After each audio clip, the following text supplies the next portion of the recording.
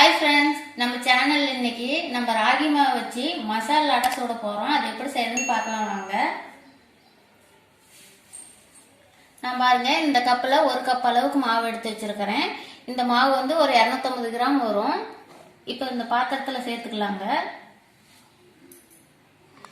பெரிய வெங்காயம் பாருங்க, ஒரு 2 வெங்காயம் எடுத்து நல்லா பொடி பொடியாக கட் பண்ணி வச்சிருக்கிறேன். இப்போ மாவு கூட சேர்த்துக்கலாங்க. வரமிளகாய் தேவையான அளவு சேர்த்துக்கலாங்க. கருவேப்பிலை தழை தேவையான அளவு சேர்த்துக்கலாம். பாருங்க, முருங்கைக்கீரை நான் பொரிச்சிட்டு வந்து சுத்தமா கழுவிட்டு பொரிச்சு வச்சிருக்கிறேன். இப்ப முருங்கைக்கீரையை நம்ம அப்படியே சேர்த்துக்கலாங்க. நம்ம அரி தேவையில்ல, நம்ம முழுசு முழுசாவே சேர்த்துக்கலாம்.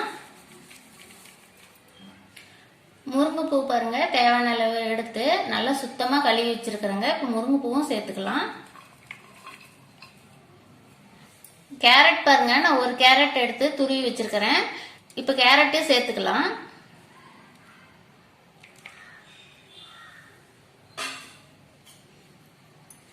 இது கூட கொத்தமல்லி தழை தேவையான அளவு சேர்த்துக்கலாங்க. உப்பு தேவையான அளவு சேர்த்துக்கலாம்.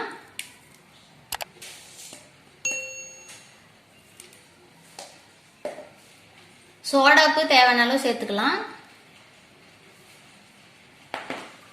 இப்ப எல்லாத்தையும் சேர்த்து நல்லா மிக்ஸ் பண்ணிக்கலாங்க.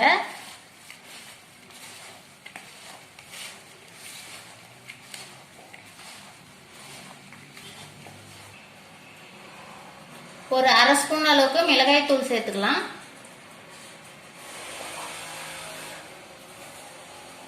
இப்ப தேவையான அளவு தண்ணி ஊற்றி நல்லா பிணைஞ்சு எடுத்துக்கலாங்க.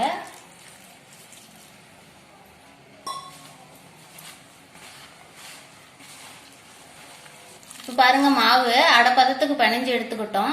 இதுலயும் உப்புலாம் கரெக்டா இருக்குதான்னு பாத்துக்காங்க. அடை சோறதுக்கு அடுப்பு பத்த வச்சுக்கலாங்க. நம்ம தோசைக்கல் அடுப்புல வச்சுக்கலாம். தோசைக்கல் நல்லா காஞ்சிடுச்சுங்க. நம்ம தேவையான அளவு நெய் சேர்த்துக்கலாம்.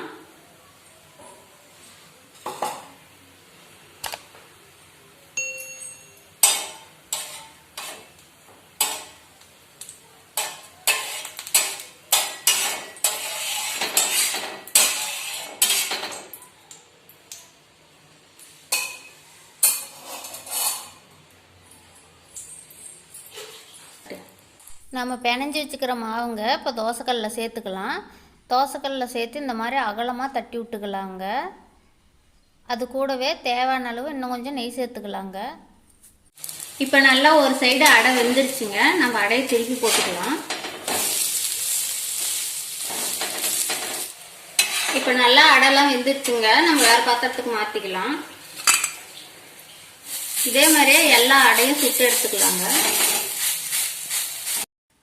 இந்த ராகி மாவு மசாலா அடைக்குங்க குழம்பே தேவையில்லை, நம்ம அப்படியே சாப்பிடலாம். ரொம்ப நல்லா இருக்குங்க. நீங்களும் இந்த மாதிரி வாரத்தில் ஒரு டைம் 2 டைம் செஞ்சு சாப்பிட்டு பாருங்க. இப்போ பாருங்க, ராகி மாவு மசாலா அடை ரெடி ஆயிடுச்சு. நாம் இதில் சேர்த்துருக்கிற பொருள் எல்லாமே சத்தான பொருள் தான் சேர்த்துருக்குறோங்க.